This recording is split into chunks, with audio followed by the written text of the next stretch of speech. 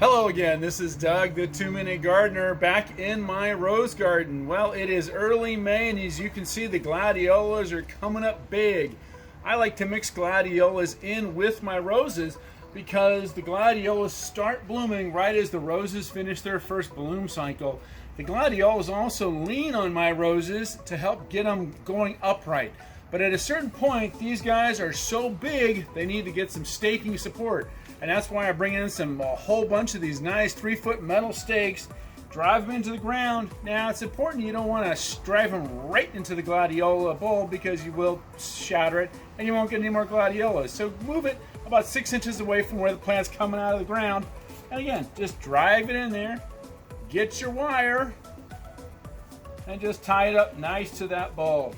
And that'll support the bloom through its entire bloom cycle, so it won't fall over. Because as these guys get bigger and bigger, and mine get as tall as 6 feet, you want to get them some support so you can enjoy that bloom. Gladiolas will bloom for, oh gosh, each one will bloom for at least 2 weeks, and then it'll rebloom again. So they are really spectacular plants to mix in with your roses. Now, these are, again, this is my rose garden. I have about 100 gladiolas mixed in with about my 30 roses and a whole bunch of other things. And next month, you'll see the dahlias start to come up in this garden. So I'll show you that video next time. Well, that's all the time we have for today. This is Doug, the 2-Minute Gardener, saying thanks so much for watching, and make sure to hit that like button and subscribe to get more of my garden videos.